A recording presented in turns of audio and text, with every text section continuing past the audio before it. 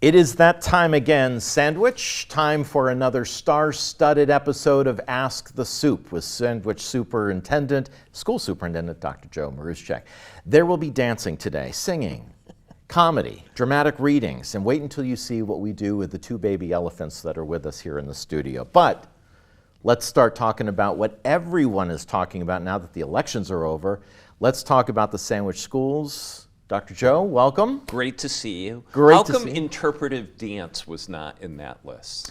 I thought about it. I thought with the elephants, you know, it's a little too much. They could do the interpretive dance. True. Do you do interpretive dance? At times I do. Yeah. At times I do. Alone, yes. At home, in the office? Sometimes I bring various people into that circle of trust, and yeah, you could make the circle. I want to be in the circle. Yeah. I can do the twist like no one's. And what you're interpreting about the twist, who knows? I will leave you guessing. Clearly. So, I got to tell you, I just read that there's a congratulations in order for you on a brand new contract. Yeah. I think, what is it, a 46-year contract? Is that what it was? They only opted for 45. I pushed hard for no, it's a 6-year contract. Yeah. Absolutely delighted. You know, I think it makes sense on a lot of different levels, but honestly honored and humbled to continue the work here in Sandwich. Is it it's a 6-year contract? 6-year contract that starts this coming July 1st. July. Is that a normal time? What's your first contract? My first contract, which is typically standard, it's a 3-year contract. Okay. Oftentimes experienced superintendents, you know, if it's a good fit for both the superintendent and the school committee, go for the maximum by law, and the maximum by law is 6 years. Oh, got it. Yeah. Excellent. Well, congratulations. Well, thank you. I appreciate that. Have you had a revolt by the teachers and the administration saying why? No, to my knowledge, no. I think all is good in that category. Good. Excellent. Well, congratulations. Thank you. Let's talk about, we're just coming off of election season. Question 2. Yep. Overwhelmingly, get rid of MCAS according to voters here in Massachusetts. I remember back in the John Silber days when he, the BU president, who was saying MCAS wasn't stringent enough. Mm-hmm. A lot of controversy about MCAS. We've talked about MCAS. Sure. The parents have opinions. Students certainly have opinions. Oh yeah. What is your takeaway of the question 2 and how that landed? So, realized question 2 had to do with continuing MCAS at grade 10 as a graduation requirement. Right. So, come this spring, our 10th graders will still be taking MCAS. It just will not count as a graduation requirement. I'll be transparent about it. I voted no on that. Why? So I was in the 41%. I think the final breakdown was something like 59 to 41. A lot of different reasons. First off, I think determining educational policy at the ballot box probably is not a good practice. I think something that is slow and that's deliberative, obviously that involves public input, is probably the best way to go. I think in doing it this way, you've kind of put the proverbial cart before the horse.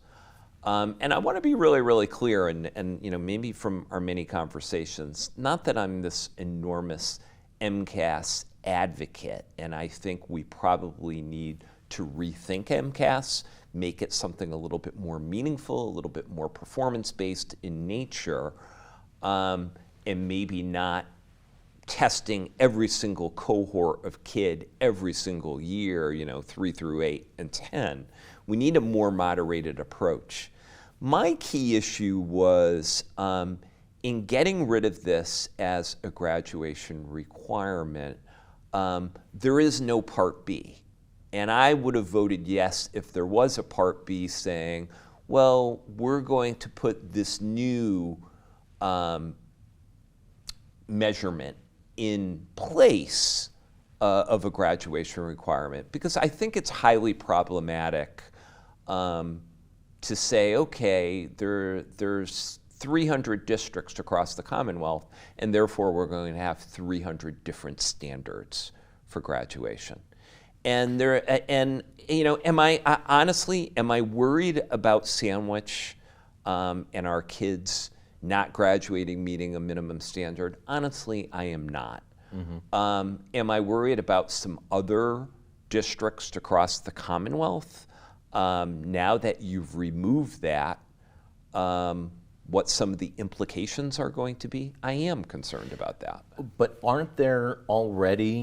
isn't there some level of testing beyond MCAS that, or even if this is polled, that there will be some sort of standard? Totally left to the local level. Up to the local administration. So you guys will create your own testing in place of MCAS now. That's what you're... Well, not necessarily, but we do, I think we've discussed, and we definitely discussed it at the school committee level. We do our own internal benchmark testing. We use a test called the iReady to see 3 times a year how well our students are progressing towards the state standards. So it's happening, but is it happening with consistency? I have a meeting today. The superintendents have a Zoom meeting with the acting commissioner, Russell Johnson, at 4 o'clock today to talk about, believe it or not, we have something in place called Mass Core, which is the prescribed set of courses that every district should offer high school students towards graduation requirement. Generally speaking, Mass Core has not been enforced. There hasn't been a level of consistency to it. So now that MCAS is off the table for high school graduation, it'll be interesting to see if the State Department of Education is going to try to have some type of accountability measure with regard to Mass Core. To this point, it hasn't existed. So again, I kind of go back to the argument that in taking this off the table, now you literally have 300 or so different standards for high school graduation across the Commonwealth. Would you say you were in the minority as it relates to your peers as superintendents throughout the state? I would say I was in the majority. As a matter of, it is kind of interesting that the MTA, which obviously bankrolled this ballot question to the tune of over $5 million, and the association, the Massachusetts Association of School Committees, was in support of question 2. The State Superintendents Association had an official notice opposing question number 2 for essentially what I just said, that it is problematic to have those different standards for graduation. Do you think this passed because it was the parents saying it's too stringent, it's too much, it's too yes or no, life or death at the end of high school? I think it was a very, very well-run, well-orchestrated campaign. Just if you probably just casually watched spots on TV, I think it was something like 5.2 million bankrolled by the MTA versus maybe a little more than 1 million by 2 or 3 donors, and plus, the Massachusetts Business Alliance supported the voting no. Yeah. So I think it is probably something, if I had a crystal ball, Greg, that will have some unintended consequences. Like what? I think for starters, you'll see MCAS scores decrease if I had to make a prediction in the spring of '25, definitely at the high school level. Because people don't care. I think it will be communicated that this is something that doesn't quote unquote count. Yeah. And I think, unfortunately, even though that this was a measure that spoke only to high school, I think it'll probably have deleterious effects at the lower grades. Yeah. So I think it was a campaign, a very, very well-ran campaign. My feeling is, just like my professional association, the State Superintendents Association, okay, the results are what the results are, but if we're truly going to improve K-12 education, what's the alternative? And again, I want to be very, very clear. I'm hardly like, hey, yeah, MCAS is the end-all, be-all. We need more MCAS. No, absolutely not. Yeah. I think there's a more holistic way to measure what kids know and what they're able to do, particularly aligning it for the skills that they need for the workplace of today. I just don't like the fact that, hey, we're going to excise it out and we're not going to have thoughtful discourse on what the alternative is. Yeah. And that statewide dynamic of everyone's thresholds are a little bit different.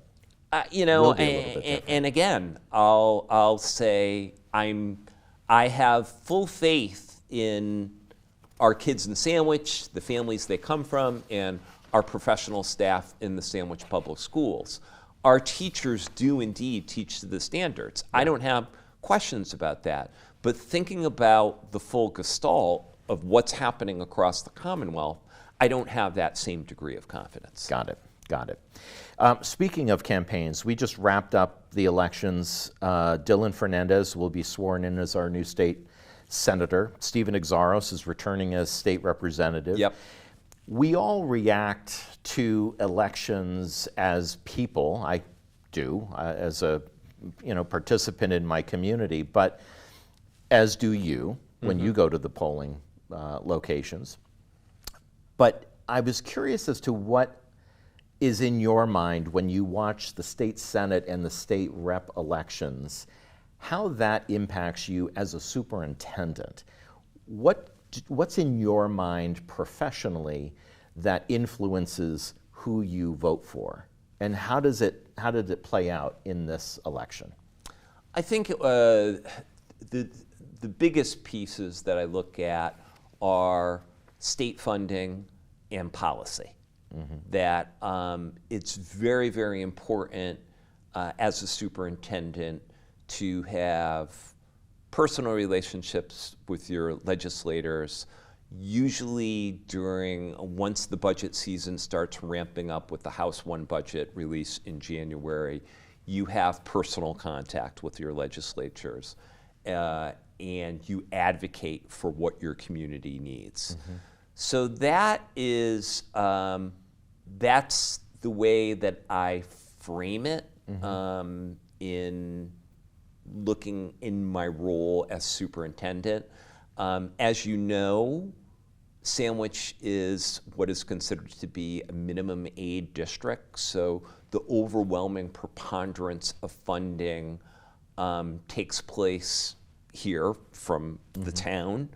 So anything additional that we can get in as far as what is known as Chapter 70 funding, which is our state aid, is important, but also if there are going to be opportunities for competitive grant funding. For example, we've talked about, we've done work with what is known as career innovation pathways. Dave Quinn, our assistant superintendent, has been actively involved in grant funding. So determinations are made through that budget cycle of how much is the state going to support something like that.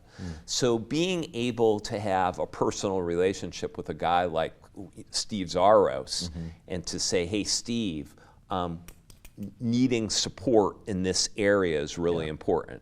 Steve has been remarkably helpful with regard to things like school safety initiatives, and it's a nice dovetail as, a former police officer and a school resource officer, he clearly gets it. Yeah. So I think those types of issues are extremely important. And when you look at those two candidates, and I've interviewed both of them and moderated their debate here in Sandwich. Oh, I saw that, yeah. The question of, thank you, I think there was one of you watching that. Nah, I think you might have gotten at least 9 or 10 on the live stream. Exactly. Yeah. Once Anderson shows up, then they're like, oh, God. But Dylan Fernandez really demonstrated that he has brought a lot of money back to his district as state representative. Yeah. And Exaros, not so much. Granted, they were not speaking the same thing because they were in different races. But so do you have discussions, Sue Moran, currently state senator, Exaros, do you talk funding with them? Do you appeal to them? What does that relationship look like? A lot of times that relationship will be, you start with kind of a formal email advocating a position. Realize, again, my professional organization, the State Superintendents Association, has a legislative agenda every year. So a lot of times it starts with a formalized email, but then it will be followed up with a face-to-face conversation. And then also, something that we have incorporated in our school committee agenda, we weren't successful last spring, but I will make it a priority, is to have a school committee meeting that's dedicated to inviting our legislators to come. So in this case, Senator Fernandez and Representative X, to actually come to a school committee meeting to talk. And again, you don't want to bury them, but things like funding. Yeah. For example, there's a thread of funding known as circuit breaker. That is for funding of our out-of-district special education placements. We generally clear probably about 45 to 50% reimbursement from the state. And these are some out-of-district placements that are upwards of $150,000, $200,000. Yeah. So, Interesting. To get a larger percentage of that type of funding is extremely important. Yeah. When we talk about the election period, and of course we all know, and frankly I don't care who you voted for from a national perspective, but we do have a culture of kind of antagonistic behaviors. Men, women, young, old, it's kind of the way our culture is. When we dovetail that, or the intersection of that culture, which grown-ups are kind of leading that charge of setting that tone, with the intersecting that with bullying in schools and threats and kind of that what gets really serious from children to children, what are your observations of that whole antagonistic or that us versus them approach that people are taking, and how it may land in the schools? How do you monitor? How do you deal with that? Even looking at it from just the bullying perspective. Sure. And you want me to answer this in like 50 words or less? Yes, I was thinking 25, but yeah, you can go to. I think the key thing that you always have to have perspective on is the change happens best locally. And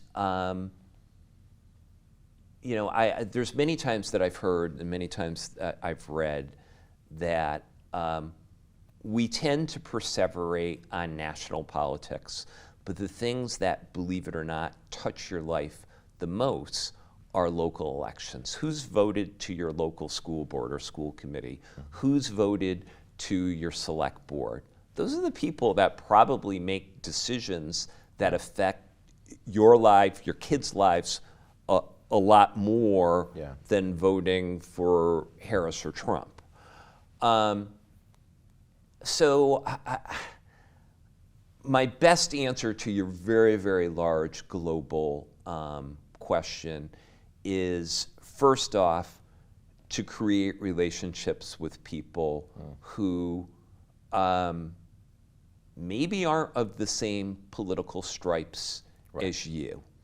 And I can say in this community, I know folks from both sides of the political aisle, people that, and very genuinely, I have nothing but fondness and respect for. Right. And I think we have to model that, and we have to model that for kids. Yeah. And particularly as they get older. The day after the election, I started my morning at 7:15 at the high school, and I hit all three schools. And honestly, the only place I might have had a concern was at the middle high school. Mm-hmm. You know, Sure. but for the most part, across our district, it was business as usual. Yeah. I think again, what we are countering is, because the political discourse has been so divisive, Yeah. so corrosive at times. I think it is picked up a little bit in pockets here and there. So, you know, we do the best that we can as adults in modeling appropriate behavior, appropriate respect, appropriate discourse with each other. You know, my job here is to ask you questions, but if I can just give one observation, I think in all of the years that I've known you, and what I saw you bring to Sandwich is a sense of foundational structure. I think you bring a place in which we all kind of meet and say, okay, this is where we're starting. And it is rooted in respect. It is rooted in systems and accountability. And we've seen some things fly up in your face from a controversial perspective. And there's a level of, let's bring it back down to the basics. Let's understand where we're starting from. And now let's move to where we need to move. So, you know, as I'm listening to your answer, and yes, I was listening to your answer, but I was thinking, my mind was wandering to, I think the Sandwich school system, in my humble opinion, has a lot to be grateful for with the structure that you've put in place, so that when things do start to erupt, or things that, you know, come off the rails, there's a set of systems and a set of processes that I think are in place because you're there, and the team that you have, and you know, Jeannie Nelson, you know, you've got some really good people up there. Absolutely. So, and I think there's a realization that it's my job to be the superintendent of schools. It's my job to ensure that all of our kids are safe, they're well cared for, they're learning, they're thriving. And in the same vein, the same thing for the staff. It is not my job to be a partisan. It is not my job to push a political agenda on any of our kids or on any of the staff. And the same thing is applicable for our staff with respect to kids. So I think that is that's a tough thing to balance. In this era, it's a very, very tough balance. But I think what helps you do that work and what sustains you in doing that work is creating relationships with people that are respectful, that involve respectful discourse and so on. One of the things that obviously came up in the election, local election, was it's a tough place to buy a house and raise a young family here on Cape Cod. It is horrible. So when we look at our new elected officials and we think, boy, and every question, every time I met with those guys, I was asking, what can you do to help to make things more affordable here? I look at it in your perspective on two fronts. One is enrollment, people that say, I can't afford to live here anymore. Sure. I have to move out.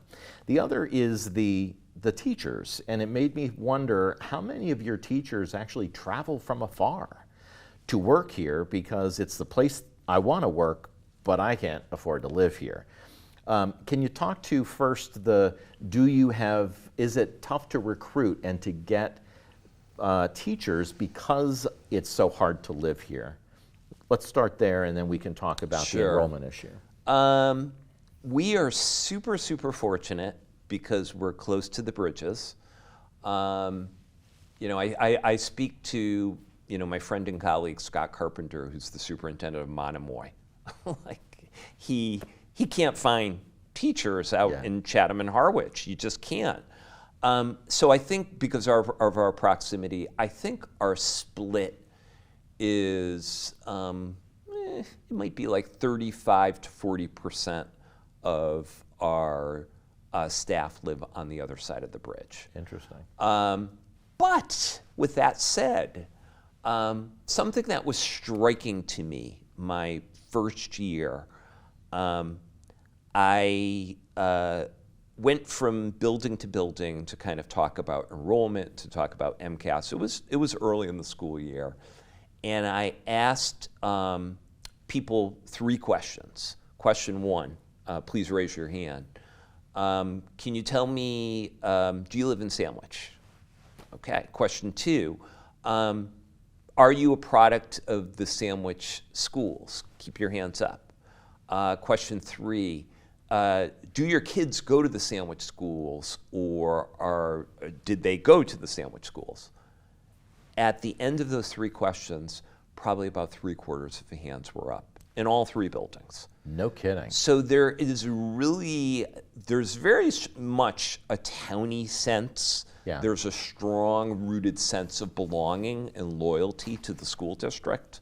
So I think we are unique in that sense. Yeah. So in some ways, yes, like any other district, there are certain positions, science, math, special education, which they're very, very tough hires. Yeah. But there's in other ways that there are people who very much want to come back to this district. Yeah. What about enrollment? It's hard to live here. I got a kid in middle school. I got a kid in grade school. I can't swing it. I'm out. I'm going elsewhere. Sure. Do you see that? Does cost of living here on the Cape, housing here on the Cape, impact enrollment? I think invariably, yes, it does. At our last school committee meeting, I did share our NESJEC enrollment report, and it does kind of show a leveling off, a stabilization. It does show kindergarten consistently coming in strong. I think this year we finished something in the ballpark of only 5 fewer kids than we did the previous year. In the younger grades? Total. Oh, total. Pre-K through 12. Got it. So it's like literally like a 1% reduction in enrollment. The big challenge is competition. And again, that gap going from 8th to 9th grade where families can opt for Upper Cape Tech, for Sturgis, or private or parochial school, and so on. So really strengthening our programs and kind of publicizing them and celebrating our successes, particularly at the middle high school, is extremely important. Yeah. Let's talk about your strategic planning process. Are you just starting that now? We will be starting in earnest right after the holidays. Okay. We've got a woman by the name of Dr. Ruth Whitner, who is the retired superintendent from the Whitman-Hanson Regional School District coming in. Whitmer from Whitman? Exactly. Come on. Can't make this stuff Why- up. How do you do this? She will be coming in to facilitate it, but we will be looking to put together a core strategic planning team of educators, of parents, community members, to kind of brainstorm around the vision of the district moving forward. What do you hope to see out of that strategic planning process? I want to see us being very, very clear and very explicit about the types of learning opportunities that we want for kids and the type of instruction that is more meaningful to kids. You know, some of the work that we talk about with these career innovation pathways, things like information technology, green energy, starting small businesses and so on, where kids have meaningful learning opportunities that are rooted in internships, externships, job shadowing, and so on. I think that's the direction that we need to go in, and we need to be very explicit about it. Yeah, bringing the greater community Absolutely. to kids. What did you just say, internship and an externship? An externship would be similar to an internship, however, people from a business actually coming into the school and working with a small group of students. Yeah. Never heard that. Yeah. You used another word earlier today, and I don't. It started with a D. I don't know what that meant. But what was the D word? I don't know. It was like something about. Oh, it had deleterious. Yes. What That's the hell is deleterious mean? $5 SAT word that means negative. I thought that when you get a deleterious, you need ointment to rub on it, and it goes away. There you go. All right, let me ask you this. School safety. Mm-hmm. Where are we on school safety these days? We had a door locking issue. Sure. I saw somebody make some comment about locking doors and its impact on her Sure. child. I don't want to belittle anything, but school safety, keeping our kids safe. Sure. Where do we stand right now? So we still, on a monthly basis, have a school safety team. Terrific support from our public safety, both of our chiefs, J.J. Burke and Jason Keene, are part of the team. They've been wonderfully supportive. We are in the process of, at both Oak Ridge and Forestdale, replacing our door lock mechanisms to make them more beneficial, particularly for any type of lockdown type situation. So we're proceeding with that. Yeah. Okay. I want to switch gears. Last question before we bring out the elephants. Academically, what I've learned about you is that you, like I said earlier, you work with systems and process, and then you have things that are expected of you to track academic and all of these different metrics. Academically, if we were to take some sort of optical view of how kids are doing academically, how do you think kids are doing in the Sandwich school systems, whether it's this year through any tracking systems or just in general? How do you think these kids are doing academically in Sandwich? I think they're doing very, very well when you look at multiple metrics. When you take a look at things like MCAS scores, our own internal benchmarks such as iReady.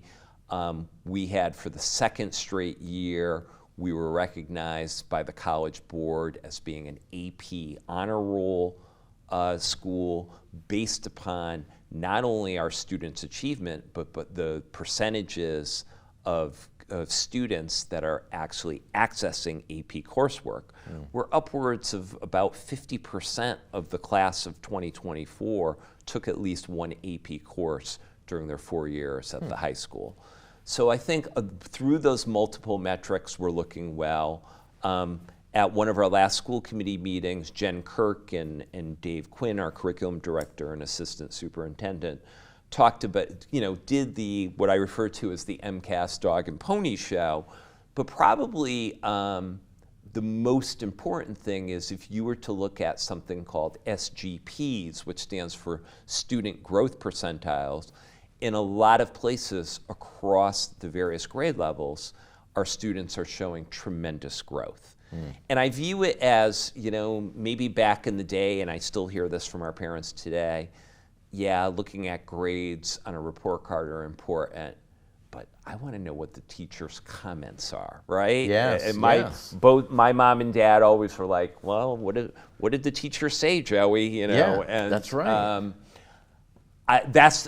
Through that same type of lens, that's the way I look at SGP, because I want to know, okay, MCAS goes up and down, and they use different cut scores to determine proficiency from year to year based upon the test items.